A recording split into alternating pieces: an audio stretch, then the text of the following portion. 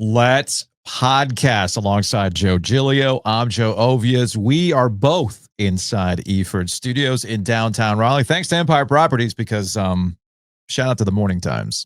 I need that extra drip. Shout out to the Morning Times. Shout out to Empire Properties. And of course, shout out to Copiers Plus. Check them out online at copiers-plus.com. Print management, document management. Maybe you already have an NC State football coaching big board. You want to put all that stuff to the cloud and share with your friends. These are things that Copiers Plus can help you out with, okay? So check them out online at copiers-plus.com. How you feeling? Tired. How late did you stay last night? You don't know why. Why are you tired? I'm surprised they don't have this at Enlow today. So I got home at 1. Yeah. Today at 5, I had to be awake for the senior sunrise breakfast. These things do happen. It's just that I have a son who's a senior who's very much like his father. Cat's in the cradle, Caleb. He does not care about these things. I woke him up for the senior breakfast last week. He's like, my buddy Luke's not going, so I ain't going. It's like, okay, fine. Same thing with these things like senior sunrises and sunsets and all that kind of stuff. Yes, I was there.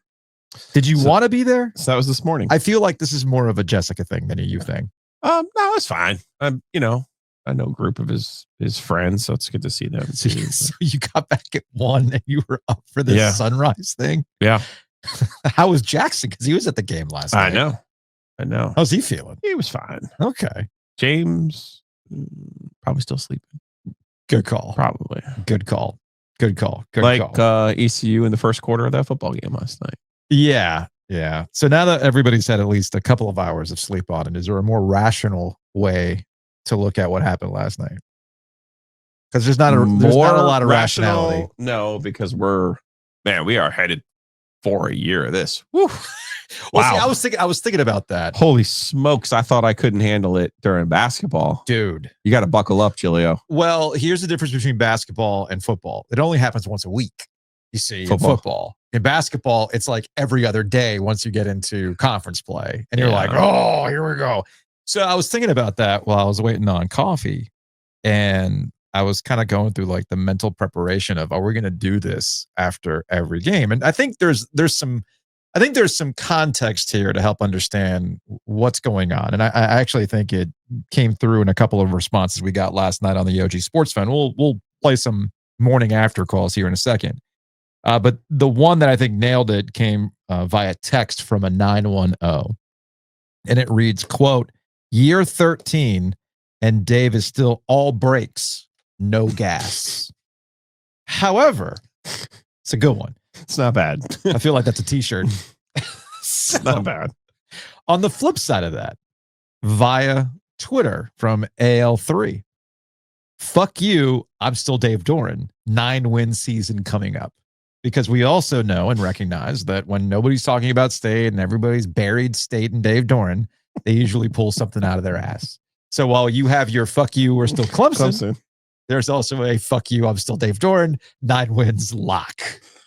That's not bad. These are not bad. These are not bad concepts. These are not bad. Let's take the Dave Doeren portion of the conversation out of the equation here. Yeah. NC State and ECU played a bowl game last year where ECU's running back popped an 86-yard run on a give-up down in the fourth quarter. And NC State had, 2 or 3 chances to tackle him and couldn't. Well, we saw that. Right? We saw that with the substitution fluke where they were caught flat-footed and they couldn't bring the guy down. I was going to say, they couldn't bring him down. But yes, I'm with you on that. It happens. It's that I bring that up because it's the nature of an ECU NC State game. So if NC State makes a play, makes a tackle on an 86-yard run, they win the game, they win the bowl game. We have a completely different dialogue about how the season ended for NC State. Instead, we get a lot of the same questions about Dave and why do they only try against Carolina? Why can he only get his team to play against Carolina? Last night, it's 4th and 1. NC State needed to make a play, needed to make a stop, and Jamel Johnson did. Yeah. It's a make or miss game. He made the play. Now, what can hurt the brain a little bit is if they make a play last year, it's, oh my God, the program's fine. Yeah. But then you make a play last night, it's, oh man, they're screwed. Well, it's the point with Dave in Carolina. Is Dave still the head coach at NC State if the Carolina games go a different way? No. We all recognize that. And I think that also is kind of hovering over this. When we talk about Dave Doeren, it's a very, very complicated thing, and why winning in a sloppy game against an in-state rival that ECU, to their credit, bounced back from a very atrocious start, settled in and made this a game. I think it came, I mean, honestly, it's what I put in the description for Instagram and TikTok this morning when I was posting some stuff. It's a new season, but it's the same script. While I am a sucker for routine, that's in my daily life. I don't like surprises. When it comes to sports, people want some surprises, and they can already tell new players, new assistants, whatever it might be. After 13 years, after a while, you're like, well, was this it? I want something a little bit different now. I want to feel a little spicy. Wow. I want those cigarette games that even what you thought about Chuck Amato or Tom O'Brien, you would still get those cigarette games beyond the North Carolina game. Yeah, and I think it goes beyond the cigarette games. Mm-hmm. The fan base was emboldened by what happened during the basketball season. Yes. They were able to bitch and moan and whine their way out of a coach that they didn't want, even though he had just delivered an ACC title and a Final Four run. And more importantly, they were also able to bend Boo Corrigan, the AD, the coach that they've always wanted. Yes. And so the fans are emboldened by what happened at the end of the Kevin Keatts era there. That's and fair. Now they're sitting here going, we're going to do that again. And I've already seen the Lane Kiffin fever dreams. Oh, jeez. And that's fine. Like I'm not. Jimbo Fisher's out there. He wants back in. I'm not putting down. To be clear, to move this to the Dave Doeren portion of the conversation. Yeah. I'm not putting down State fans who want more. No. I'm not putting down State fans who want to expect, not only want more, but want to expect more. Mm-hmm. I can appreciate that. I do think there needs to be an honest conversation about the resources that are dedicated to this football program. And it's an honest conversation about they just moved their chips all in on men's basketball. Mm-hmm. I do not think they have the financial resources to be all in on both men's basketball and football. No. I do not disagree with their decision to go all in on men's basketball. But I think they're in this weird half measure in football where it's like, if you want to play, you got to pay. Mm-hmm. And they're kind of in this, well, we'll pay the quarterback. Well, we'll pay one of the tight ends. I mean, this has been the history of NC State football as long as I've been here. Yeah, it's a half measure. It's a half measure. And, well, no, I mean, Chuck and Marianne, that was a full push for the time. A full push for the times. At the time. Yeah. At the time. Because the price of the brick was much lower in 99 and 2000 than it is right now. The price of the brick's never been higher than it is right now. And I just don't think NC State has the financial resources to say what they just did in men's basketball. We're pushing all in. Well, and the frustrating part of that, is Carolina just said after last season, we are all in. This is what we're going to do because we believe this is the future of college sports. This is what we believe is the future, what we have to do to be sustainable in the future of college sports. So what you're getting at is you're scratching the surface of the deeper existential crisis that's about to unfold over the next 5 years of where college athletics is going. And obviously it's a reminder, whatever you think about Bill Belichick at UNC, it's a reminder that North Carolina has the money to do those things when they want to. Mm-hmm. NC State's never been able to do those things when they want to. They have to make choices. So yes, you see where everything is going, which is about football. And do you feel like you're an attractive enough football program to be wanted by the SEC, to be wanted by the Big Ten? Yeah, the musical chairs. Can you find a chair when the music stops? Or do you find yourself in whatever reconstituted state of the ACC exists after this, or even worse, you find yourself in some weird ass Big 12 situation where you want nothing in common? You at least have to make yourself desirable to be a partner with, say, UNC to go wherever it is that they might end up going with. Again, we don't know. We all we can do is speculate and guess. But those are deeper conversations to have as the season goes on.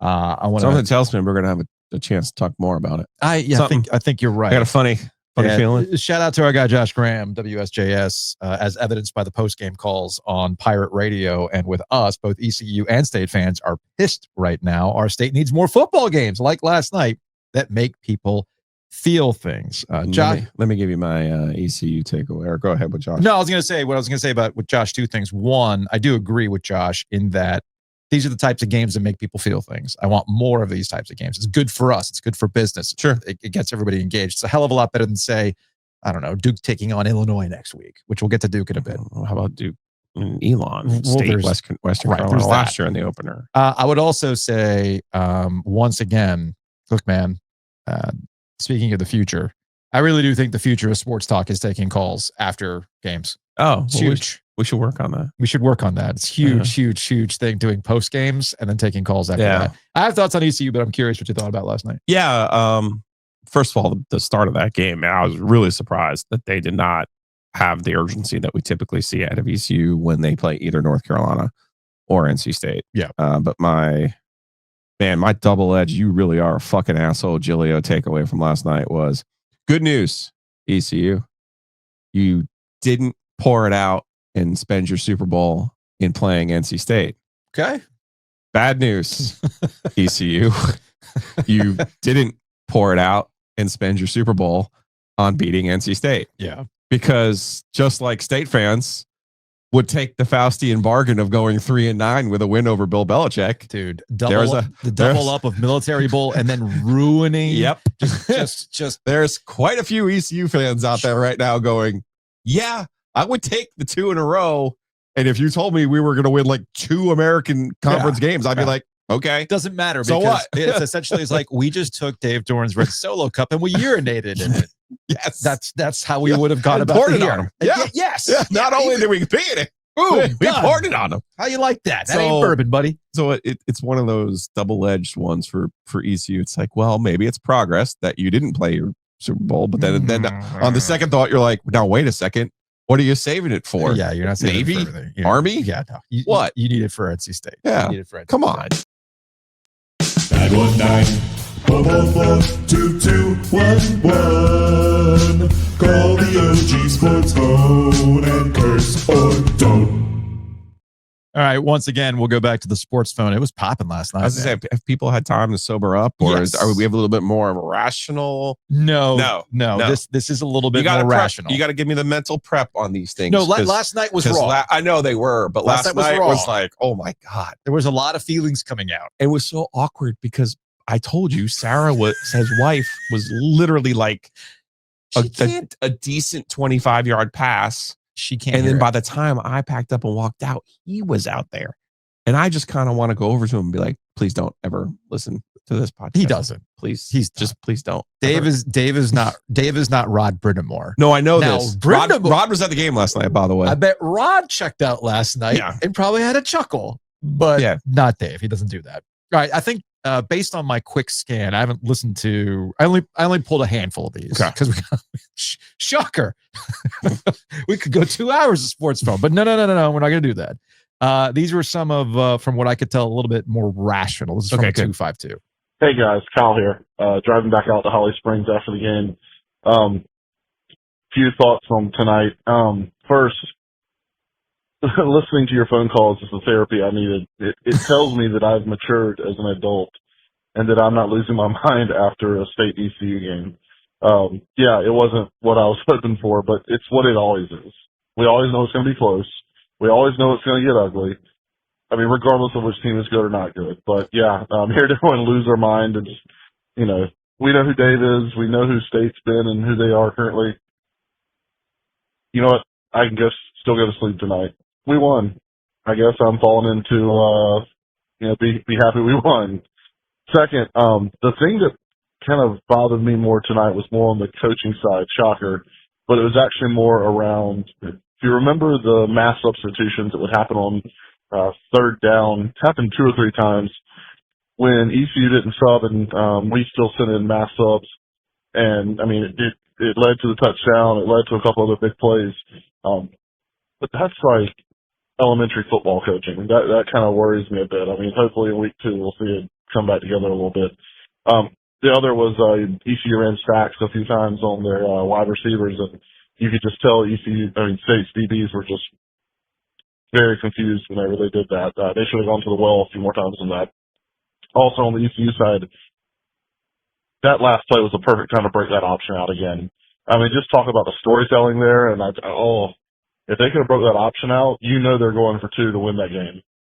So interesting night.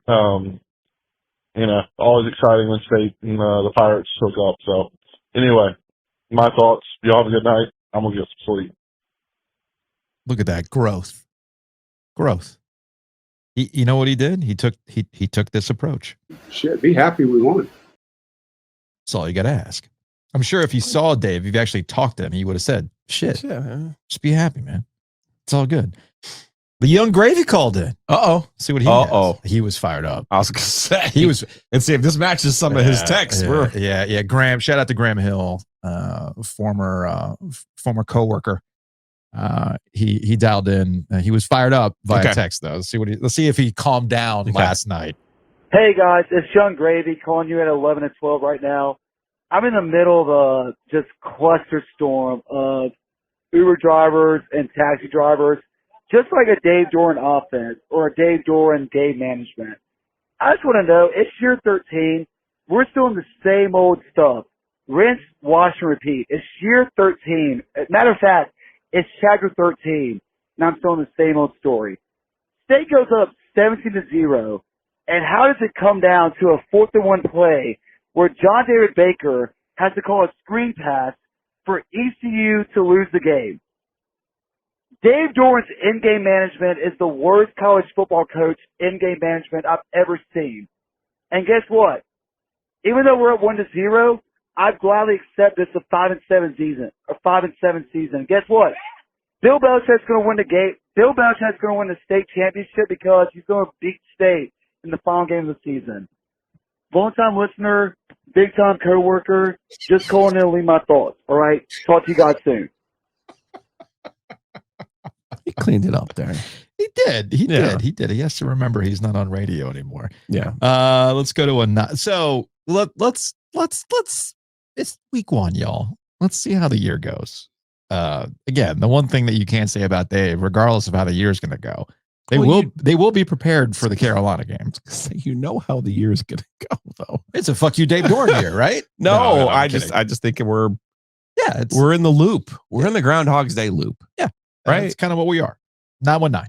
All right, now I am going to be unrational after I heard some bullshit phone call about how we're always going to be middle of the road and show me the money. We don't have the money. Bullshit. And let me just say this. Hasn't ever accomplished anything. Okay? We do have the fan base. We do have the money. But you know what? We got to put a product out there. We got to get somebody that we can freaking believe in. That's a bunch of bullshit right there. And you know what? And if we're always going to be middle of the road and all that, then we'll just be left the fuck behind, okay? When everybody else is in the SEC and the Big Ten, and we'll be playing on Tuesday night versus Coastal Carolina. We'll be playing on Wednesday night versus App State. We'll be playing, on Monday night versus James Madison, for God's sake. Well, hold on a second. Would it be a bad thing if they're playing App State? Would it be a bad thing if we're playing Coastal Carolina? I don't know, man. That sounds like good content to me. Irate Giglio conference. Anyway, you continue. Okay, in some bullshit conference with that attitude. That guy right there is the problem with the fan base. A loser-ass mentality that just thinks that 7-5 is good and playing the cupcake bullshit bowl and half the players don't play and then go out there and fucking lose the bowl game, that it's all good and we'll just come on back to the party next year in the damn parking lot. No, fuck that attitude. Let's get a good coach in there. Boo Corrigan has proven that he can go out there and hire somebody on the basketball side of things. So let's go out there and hire somebody else that's actually going to elevate the football program. And you know what? If they leave after 3 years and take us to an Orange Bowl, great. I will cheer that coach on as he leaves and goes on to something bigger and better. Fine by me. I thought that would be more rational, but no, he called a shot. It would be very unrational. There's already a $60 million difference in budgets between NC State and North Carolina. Yeah. I didn't say Tennessee. I didn't say Michigan State. Mm-hmm. You know, Texas A&M, which is NC State with money. I am saying the University of North Carolina, their peer in the same university system, is spending $60 million more this year on their athletic budget. And if you don't know, the lion's share of your athletic budget is dedicated to your football program. Now I will. So you are already being left behind. Yes. You do not have the money, because if you did have the money, you would spend it. Now, if you're going, not you, but if the caller, if you're going to retort, well, we did it in basketball, right? You spent $10 million in basketball. You didn't go all in and spend $50-60 million in football the way that Carolina has on this current staff that they just hired. So you got to get out of this idea. You also have to get, who was it? Who said it? Whit Babcock. Yeah. Virginia Tech. Our expectations do not match our resources. But here's the thing. That is a mantra, sir. I get that. That is a mantra. I get that. But look at the schools with resources that still ain't doing jack. It's not always a guarantee. It's not a guarantee. You know, again, I bring up Texas A&M, and I know it went viral a couple of weeks ago, and everybody sent us the clip that essentially the Texas A&M and NC State are the same program. Just one spends a hell of a lot more money to get the same damn results, while also paying Jimbo Fisher a whole hell of a guaranteed money to not coach right now, even though he does want to coach. So I understand what everybody's saying about the resources, but just because you have the money, I mean, look at North Carolina. They've always had the money with football, and what have they had? They've had some blips here and there, and they've been triangle good. I don't think they've always invested in football. I do not believe that they've always invested in football. They've had pockets. They've had more pockets than State. I agree with that. Now, like MAC 1.0 was an investment at the end. It was. Butch. And it still wasn't enough. Butch was an investment. I got him in trouble. MAC 1.0 got him to the top 10. Yes. So, but again, that was a different era of college football. Okay. And you don't disagree. And you saw what happened when they finally got into a higher weight class. Right. What happened? So they've had, this is now their third since I've been here since 94, 93. Yeah. This is the third time they've made a major push. You and I agree, though, only one time NC State has made a major push on football was in 99 and 00 when they had Chuck and Marianne Fox pushing in that direction. And you see the way that the stadium became renovated. You see which is largely shift, the same. The shift that it was from, hey, we've won 2 national titles in basketball. We're a men's basketball school, to, you know what? Maybe our identity is on the football field. I want to be abundantly clear with what I'm saying here, or make it crystal clear for people who might misinterpret what I'm saying. I'm not saying you don't try. I'm simply pointing out that there's not one solution. The solution being throw money at the problem. Right. That's not always the solution. You have to be a smart hire. There's also some market forces at play that just prevent you from being consistent in that regard, right? Agree. So those are just things to keep in mind, and why sometimes you have to build a better mousetrap, which gets to the point about, you want to get into, well, what is it that NC State is doing? Well, you have to find different ways to win. But they won last night, yet everybody's mad. It is currently 1 a.m. Eastern Standard Time here in Duplin County, North Carolina, USA. And I would be mad if it was any other Group of 5 team. But it's ECU. Shit happens. I was more desperate to win this game than I am Carolina. I would rather win. I'm happy. I'm really happy we won this game. I'm not going to be too worried as everyone else. I see everyone else freaking out, and yeah, I know nothing's going to change. Nothing's going to change. But, shit, I don't have it, but.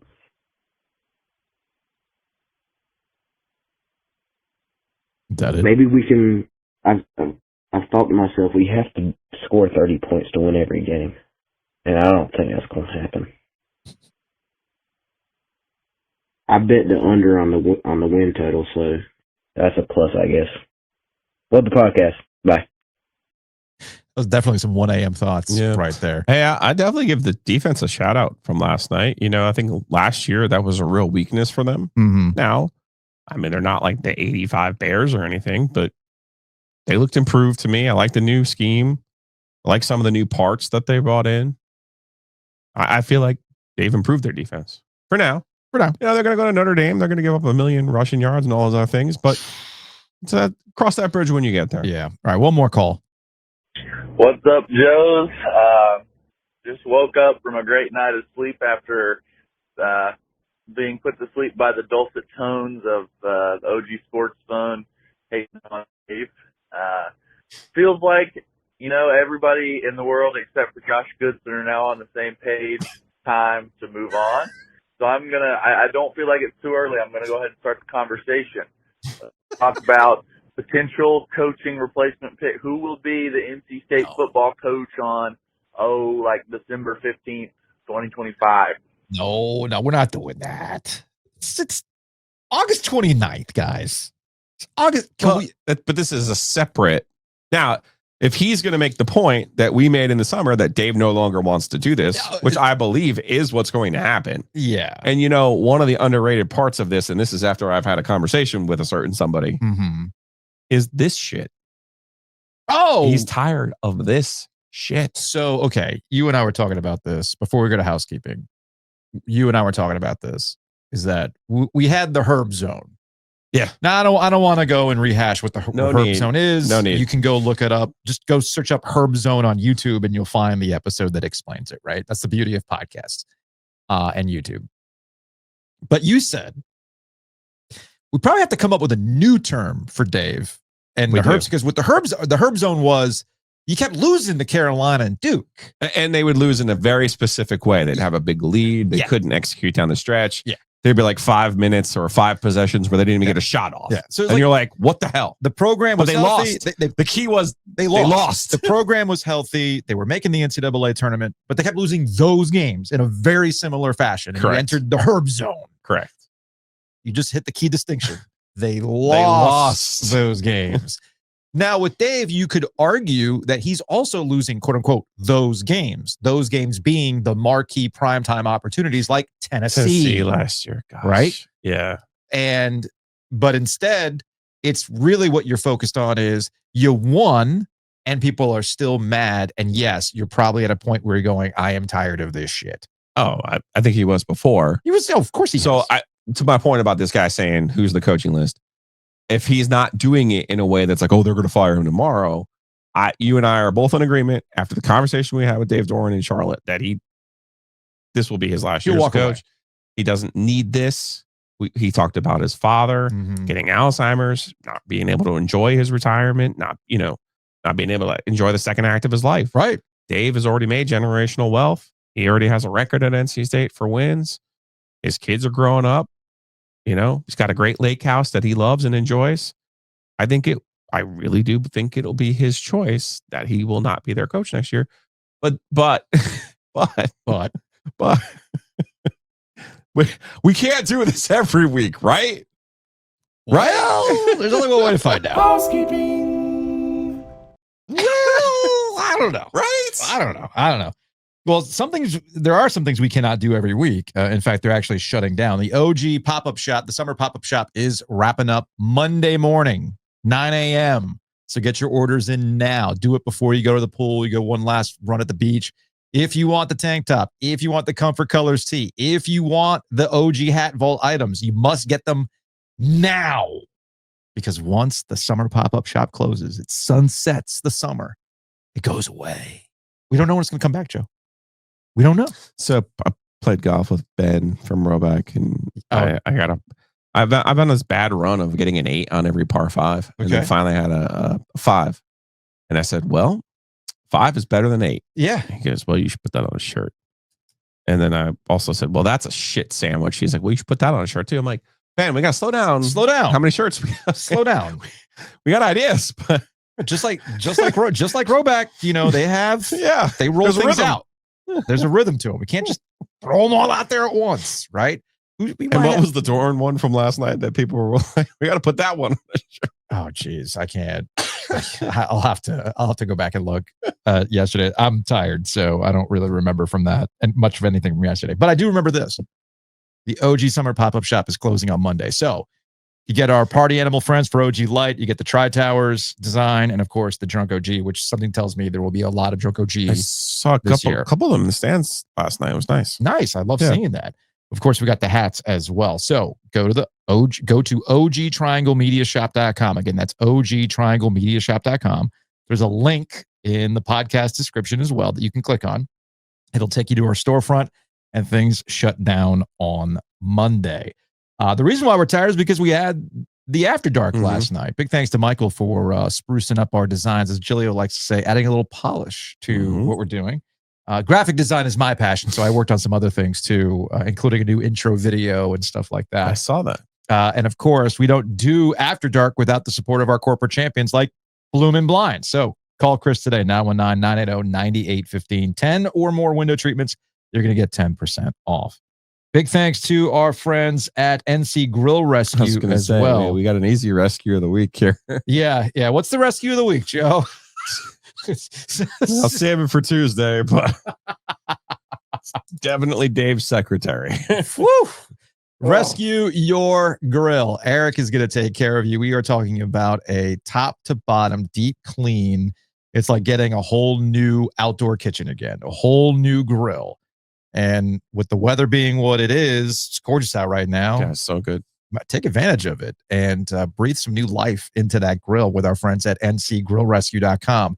Again, that's ncgrillrescue.com. And while you're hanging outside, I know the weather's nice, but you also know that we're going to get some other kind of summer that hits us in the middle of September, which means the mosquitoes aren't necessarily gone yet. That's why you need bugsbite.com. Mosquito Authority and Pest Authority are going to take care of you. That way, when you've got your renewed grill and you're out there hanging out, you're not getting bothered by mosquitoes. That's clutch. So hit up bugsbite.com. You can bundle and save. And as I mentioned, I'm drinking coffee right now, but that's not going to be enough. I am going to need not a hockey break, but a smoothie break later today. Let's take a break. Let's take a hockey break. Brought to you by Happy and Hill. So use the promo code OG25 when you download the app and you order a to-go or a pickup or whatever it is that you're going to be using with Happy and Hill.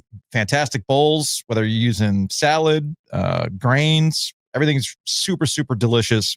It's going to fill you up. You might even have some leftovers. No, you're always going to have leftovers. Well, not me, because I'm a weirdo. Okay. I have to eat everything.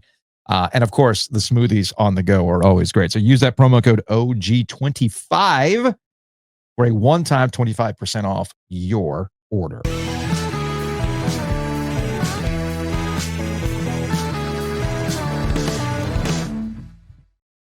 So full disclosure, I did not watch the entirety of the Duke Elon game. I was just kind of monitoring it last night while the State ECU game was the prime focus.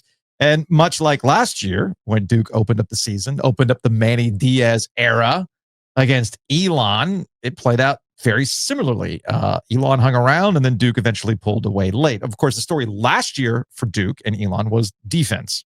Defense shutting things down, as you should against Elon. This year, it was, hey, you spent a lot of money on Darian Mensah. What do you got here? And knowing that you're not going to be pulling out the full playbook against Elon in week one, Darian Mensah looks like the real deal. There's a reason why he was a highly sought after quarterback transfer. 27-34, 389 yards, 3 touchdowns. Clearly the difference in the second half to pull things away after they were tied up at 10 apiece at halftime? Yeah.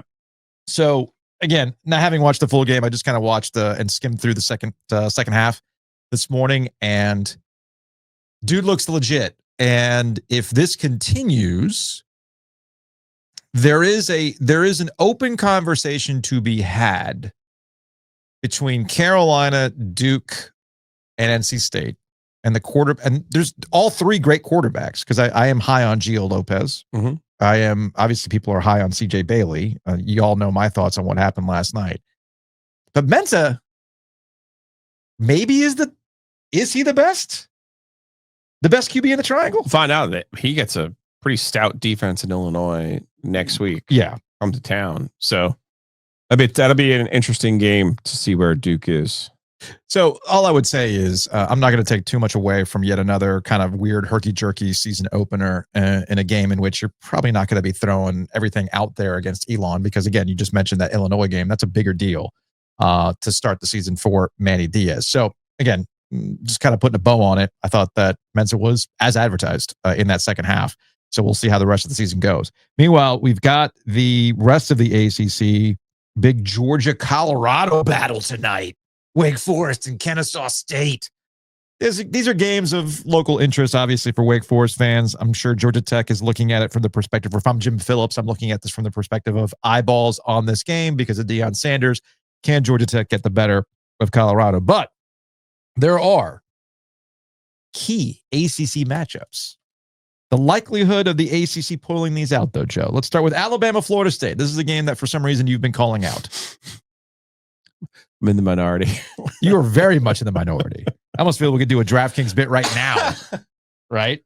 So, Alabama-Florida State. I've been talked out of this one. So, who talked you out of it? Chip Patterson. And it's not just Chip, it's Bud and Danny. They're Florida State guys. So if they're down on, I think two things can be true. I think Florida State will be better this year than they were last year. That's kind of a duh, right? But I like that they have Gus Malzahn. I like that they have like a real coach calling their plays now, arguably the best play caller in college football. I like that they went and got Thomas Castellanos. I'm sure they did some other things that will improve their roster as well. I also really don't that much believe in Alabama, but I do know that Alabama has talent, and this one, they're at home at night. No, it's a 3:30 game, and they're a 2-touchdown dog. Just as we've said, well, what does it mean? What does it mean? What does it mean? When you go on the road and you're a 2-touchdown favorite, I mean, it's probably better as looking at the situation. And Florida State was garbage last year. That's what I'm saying. They're looking at Mike Norvell. I like the setup for Florida State. I still do. Okay. I still do. Again, it's one of these things where you're banking on you're going to hit this time on all the transfers. Well, we'll see. He's 1 for 2. we saw what happened when they didn't have a quarterback. Yeah. Meanwhile, we got the Battle of Death Valley with LSU and Clemson. This was interesting because I guess Brian Kelly will find himself in a whole hell of a hot water if those Tigers beat his Tigers. And I also think it's whether or not Dabo will truly be feeling himself with, as we've been talking about, leading all the way up to the season. It is his bet on culture, his bet on his guys, his bet on development, paying off in a big win against an SEC team. And we'll see how Dabo goes about that. How he's going to react to that. Speaking of two things that can be true, I'm worried about this game for Clemson. I know it's at night. I know they're at home. Yeah. I actually think LSU has more talent than they do. Just as I told you last year, South Carolina had more talent than they did. Just as anyone could have told you last year that Georgia had more talent than they did. Mm-hmm. They have not acquitted themselves in these spots. What's the bet recently? You mentioned the South Carolina game and the talent. Let's not forget that that's a blown defensive assignment away from Clemson, turning that into a win. Sure, right? But they didn't. Totally with you on that. Despite all the talent, they still were in position to win that game. I don't disagree with you, but I think, again, it gets back to what I said about Dabo and Clemson. His bet is not on out-talenting you. His bet is on having... Out-culturing you, Joe. Yes. And being confident in what he has with older players who have developed. Now, two things can be true. I think Clemson could lose this game and the ACC will be just fine because I think Clemson's ultimately going to win the ACC championship. Agree. And they'll have an automatic bid. The teams I look at really are... the number one team I look at is Miami. I was just about to get to that. Miami Notre Dame is, yes. If you really think the ACC is going to have another team make the playoff. Now, last year they surprised because SMU went unbeaten in the regular season in the ACC, and that earned them their spot in the playoff, right? Mm-hmm. I think Miami, this is the one, and it's not about the ACC because Georgia Tech's not going to get credit for beating Miami, who beat Notre Dame. Like, I think that's a fallacy. I think we see that in basketball more so. But still, it's your head-to-head results that matter, not what you gobble up, because there's no computer number the same way there is in basketball. Right. So I think this is the most important game for quote-unquote the ACC because it's the most important game for Miami. Last year, Notre Dame opens up the year with a win over Texas A&M. 2 weeks later, they lose to Northern Illinois. Well, nobody remembered the loss to Northern Illinois, in part because Notre Dame ran the table, but also in part because now Notre Dame's on a board with Texas A&M, and guess what? Well, I have a head-to-head win over Texas A&M. So guess who's going to get picked? Notre Dame. Now, Texas A&M didn't help themselves down the stretch, of course. Yeah. But I think this is one of those games for the ACC. If they think Miami and Clemson are going to be in the playoff, they need Miami to win this football game. You got thoughts on Beamer Bowl? I'm surprised by the number in that game. Speaking of the numbers, let's go.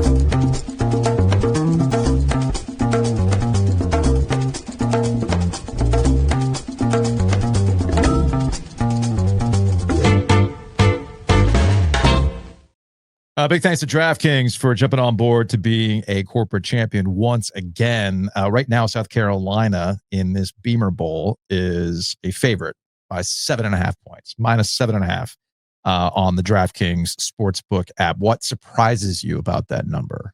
I don't think Virginia Tech's that good. See, that's my curiosity too. I know South Carolina lost a bunch, but they still have their quarterback. And if you think if Shane Beamer has a pulse or a competitive bone in his body, he's going to want to put it on Virginia Tech, his dad's former school. Yes. I think he was kind of sort of low key fired by Virginia Tech because of the Spygate with WikiLeaks, right? Yeah. Am I misremembering this? No. WikiLeaks was. They kind of found out about it and told him, hey, maybe you go get another job somewhere. And he did. That was part of it. It was like a, what do they call it? Low key.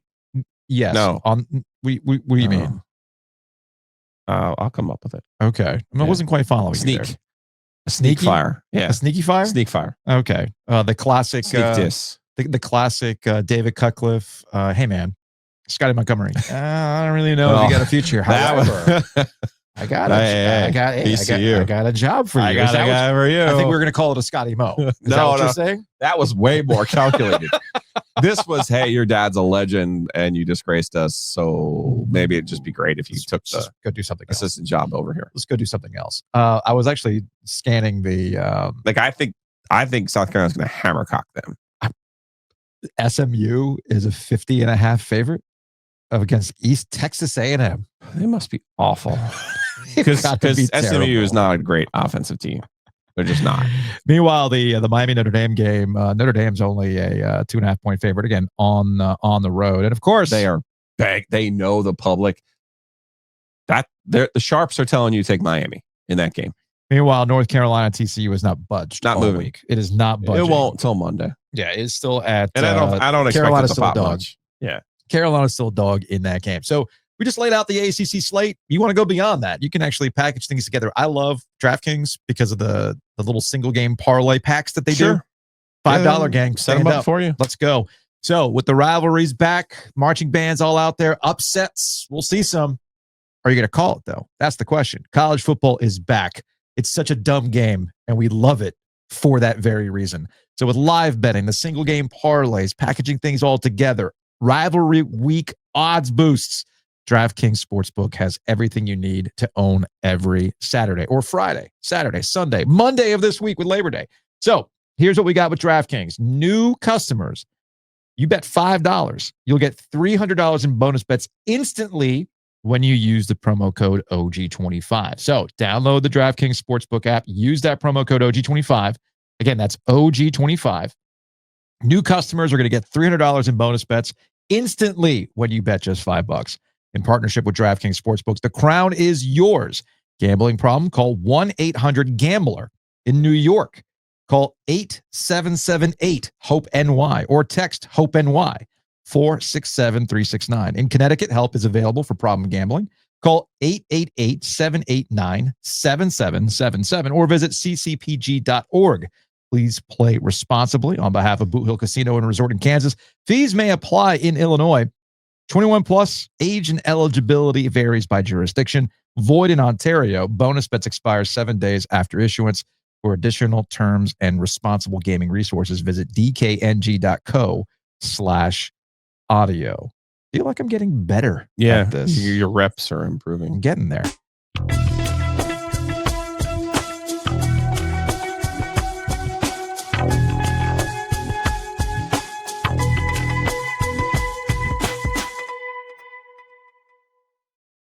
Big thanks to Miller Lending. Check out Gordon Miller and the crew at millerlending.com/theog or call them directly at 919-447-3377. With Miller Lending, you do not pay closing costs. More importantly, with Miller Lending, they're not going to force you, drive you to something that doesn't make sense for you. Maybe they're looking at how your finances are working out. They're looking at what the rates are, and they're telling you, wait. I actually told you to do that not that long ago, Joe. Mhm. That's important. I think that's customer service. I think that's doing right by the customer. That's always been Gordon. I've had that done to me. I was like, hey, man, I would really like to explore refinancing my home loan. And he's like, wait, let's check in 6 months from now. I was saying, it's not just a wait. Austin sent me a whole chart. Here are your numbers. Here's what it looks like.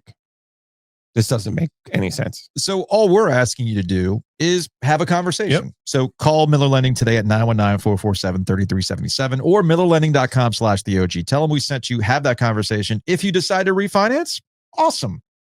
You're going to have a Raleigh Wine Shop gift basket go your way, and Giglio is going to send you a Roback. Speaking of which, got the Roback on today. Mhm.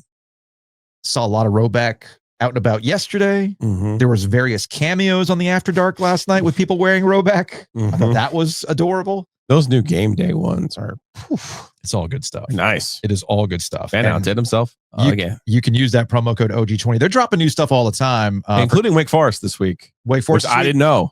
So you So got I see maybe that in my future because they're your Deeks. my Deeks. Is it a walking Deek? I if think it's more like the game day motif that we I saw. gotcha. Yeah. If there's a Now, walking if there's a Deek, walking Deke, you're I mean, instant purchase for you. holy smokes, hide the company credit card if it's a walking Deke. Now, I do know for our Carolina fans out there, we know you exist. That well. old well. You finally saw the old well? Ken sent it to me. It's good stuff. Wow. That is good stuff. It's the right color too. I like that. It is. I feel like that polo scratches a particular itch for a Carolina fan. Yeah. So No, it's a good one. And what I love about Roback, man, look, it's versatile. You can wear it casually to a game. You can dress it up at work. All sorts of stuff you can do with that Roback polo. It's well worth the investment. I actually look at Roback polos as an investment piece. You should. I do. So go to roback.com and save 20% when you use the promo code OG20. The walking Deke is on It's the on game there? day. It's on the game day. Perfect. See, you're going to purchase it. Use the credit card. Actually, I am. Create another email. Wow. Josephus Giglio 8. So go do that. Big thanks to our friends at Hometown Realty. Maybe you're so enamored with the walking Deke that you want to move out to Winston-Salem. Contact our friends at Hometown Realty. They'll help you out. myhtr.com. You want to be right next to that new Deke town that they're opening up? Mhm. Hey, man. myhtr.com. They'll help you out with that. Hometown Realty. They know the area. They're going to put you in the best position to succeed, whether it's buying or selling. So contact them today at myhtr.com. Take that thing to close, whether you're refinancing with Miller Lending, you just purchased a house. Whitaker and Hamer can help you with that. Heck, maybe they can help you with your auction draft rules. Put it on paper. Get people to sign it. You agreed based on this contract to have this bet pay off. Whitaker and Hamer can help you out with that. So check them out online, wh.lawyer. Guess what I just saw?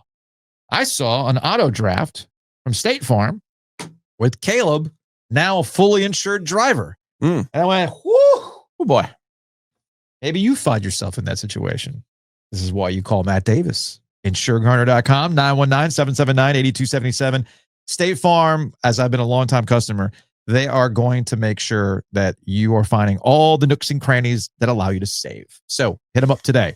Have that conversation. See where you can save money. InsureGarner.com or 919-779-8277.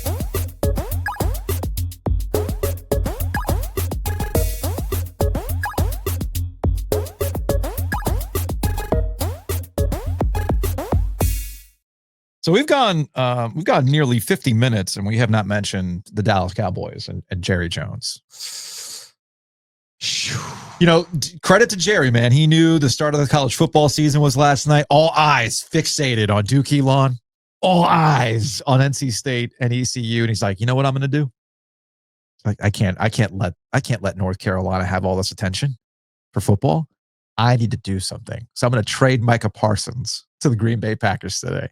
Our long national nightmare is over. And the only reason why I'm bringing this up, just to kind of get some stuff off my chest here, as it relates to the Dallas Cowboys and Jerry Jones, is the over coverage of. I mean, shout out to Awful Announcing because they aggregate these things. They're in the middle of U.S. Open coverage on ESPN2, and they had Adam Schefter break into tennis coverage. Something tells me that people who are watching tennis on a random Thursday afternoon on ESPN2 are not exactly waiting on pins and needles to find out what happens with Micah Parsons and the Dallas Cowboys. But that's just the world we live in because Jerry Jones understands he is the content. It's not his team. It's not winning and losing. He is the content. And I was reading Bill Barnwell this morning about like what this means, right? And one of the things that I thought was interesting is, this bet that the Dallas Cowboys, there's a football aspect to this, right?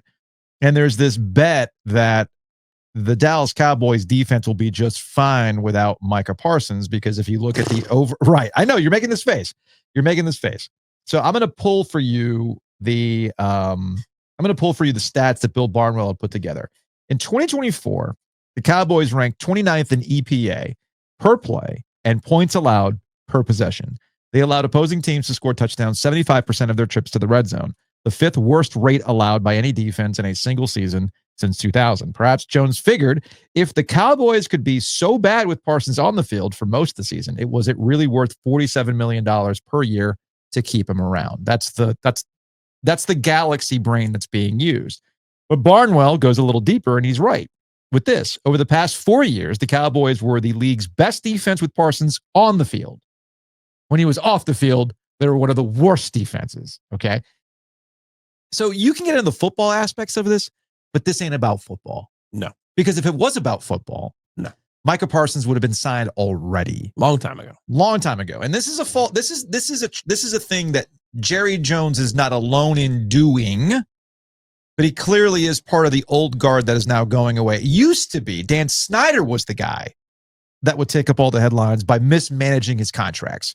By just, give the money now because the headline Save later. Because the headlines that make you quote unquote look bad, like you lost the deal because you made X player the highest paid player at that position. Wait 2 weeks. You don't even have to wait. You don't even have to wait another offseason. All you got to do is wait a couple of weeks because all you've done is set the market. That market will continue to go up. The salary cap continues to go up. You're always gonna be beat in that regard. So just chill. So you could have locked up Micah Parsons well before that. You could have done the same thing with CeeDee Lamb. Dak You could have done that with Dak Prescott. And then you find yourself with this three-headed monster of contracts that you yourself fucked up. Okay? So let's strip that aside and let's talk about real quick where actually we are with Jerry Jones and whether or not people will finally start coming around to this season. And this is not about Cowboys fans or anything like that. This is really about Jerry Jones and who he is right now. And I'm watching this Micah Parsons thing unfold. The man spent the press conference yesterday calling him Michael. Do you think that Jerry Jones doesn't know his name? Doesn't know Micah Parsons, his best player? Not just best defensive player, but his best player. You're telling me that Jerry Jones doesn't know Micah Parsons' name? If he doesn't, then he's in bigger trouble than we all thought. I don't think it's being senile. Okay. I don't think it's that. I don't think he's dealing with any of that kind of stuff, some cognitive decline or whatever it is. No. That is a sign to me that Jerry Jones, at his age and with his billions, is not going to let some peon tell him, I'm getting over on you. And that's when he took it personal, right? This has every bit of fuck you. Not what's good for the team, not about winning. Because you got to remember, Jerry Jones is the same guy who says he did not want, I'm paraphrasing here, but he's been on record saying, I don't want to die without another Super Bowl. Okay. I'm still chasing this thing. It's what I think about every day. Is it though? Then how did this help? Right. Is it though? Is that what you're thinking about every day? Because if it was what you're thinking about every day, you would get out of the way, or if you still want to be involved, you would make these things work. So somewhere along the lines, Jerry Jones has shifted, and it's not lost on me that Netflix documentary dropped. I have not watched the Netflix documentary, but I was listening to Bomani Jones. It was either earlier this week or last week. I think it was earlier this week, who said he watched the Jerry Jones documentary, and he confirmed why I'm not interested in it. It's not really about the Cowboys. It's about Jerry Jones, the gambler. And here he is doing that thing. I'm gambling. We're going to be a better team without Micah Parsons, even though statistically we have facts that show you they're not better without Micah Parsons. So Well, now we'll finally be able to stop the run. that was a good line too. Yeah. So this isn't about football. This is not about winning a Super Bowl. This is about Jerry Jones once again making it about himself. He is the reason why anybody even cares about the Cowboys. So I advance it this way. What happens if people just finally saw through Jerry Jones' shtick that he's just the Vince McMahon of the NFL? I can't find any other way of putting it. He is the Vince McMahon. It's not bad. Because yeah. Other than Vince's obvious personality. Let's take flaws. Let's take Vince's awful, no good personality flaws. And Jerry's got some things in his closet. But anyway, that's neither here nor there. Just a guess. When I say Vince McMahon, Carnival Barker. Barker, that no matter what was going on in the WWE, no matter what superstars you had, you noticed that he always had a knack for inserting himself and the product was about him. Yep. That's Jerry Jones. Yep. That's Jerry Jones. So at some point, you're going to call it for what it is. It's not about winning football games. It's not about winning Super Bowls. It's about making sure he is front and center and he is the main character at all times. At some point, I don't think the fans are going to be the ones that do it. I am curious at what point everybody in this business decides we're done with this.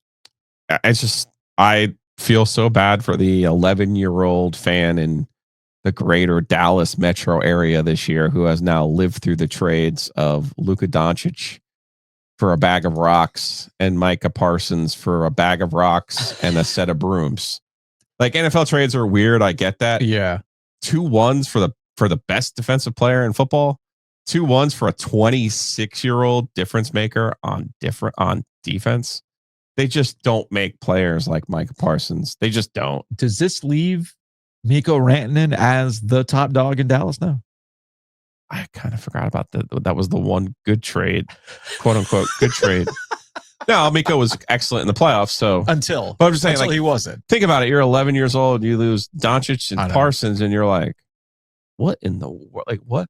Why is the world so cruel? Yeah. Nico Harrison's like, thank you. And by the way, neither one of those guys was pick 1-1. You know, we talk about franchise changers. We talk about difference makers. Those were Dallas Mavericks, Dallas Cowboys were lucky to get those guys where they did. Looking back at this is your favorite draft. This is the COVID draft of the quarterbacks. Yeah. And he ends up being the 12th pick in this draft. Yes, I mean, Jamar Chase went 5, but you'd be hard pressed not to say he's not the best player in that draft. And they got him at 12. This wasn't one of those, man, oh man, if we were only the San Antonio Spurs and we won the lottery every time there's a generational superstar. This was legitimately them going and getting a quote unquote diamond in the rough. Because remember, Micah didn't really play his COVID year. If he played at all, I'm trying to remember now. But because he was at Penn State, remember? And I think he sat out. There was him and Chase sat out. Yeah. I'm pretty sure. Yeah. Because it was like, oh yeah, these guys, they don't want to play football. They don't love football. Well, it just happened to be the 2 best players in that draft. Jerry's the show. Now, I'll tell you what else is the show.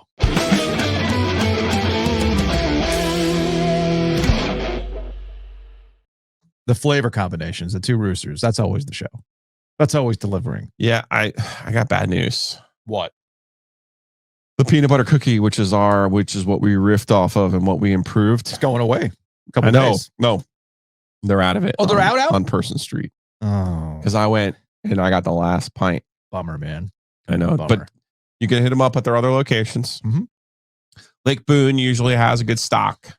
I would go there. There was a guy in line the other day, and he goes, "I'm trying to decide between strawberry honey and the peanut butter cookie." And I said, "He didn't. I mean, I didn't know who I was or anything like that. I was just like, peanut butter cookie is the best flavor they've ever had." He goes, "I'll have the peanut butter cookie. I'll have it. Go to 2roosters.com and get it while you can at the other locations. Although, if you're sticking around Person Street, may I suggest you go to Longleaf Swine ahead of that. Make it a date night on a Friday. Yeah. Big shouts to Chris, who went to the Swine for dinner. Mm-hmm. I then got ice cream at the Roosters, so he did the double, and now he's doing 5 games in 5 days. Insane. Seriously, Chris, hit us up Tuesday. That's just absolutely insane. So go to longleafswine.com. You can check out their specials. May I suggest you go there on Sunday for the brunch? Also, you know what's back? What is back? The fried okra. Oh yeah, I saw that as a special God, I love appetizer. That is not like okra cut into rings. And no, it's like thinly sliced, long sliced okra, like okra chips, like delicious, lightly dusted, fried, and they're delicious. And I'm not really a big okra guy, but I love those. But I love those. Those are absolutely delicious. I don't know, man. I'm not Southern enough. Some people might just be straight up okra people. I don't know. But you're going to love it at Longleaf Swine. So check them out, longleafswine.com.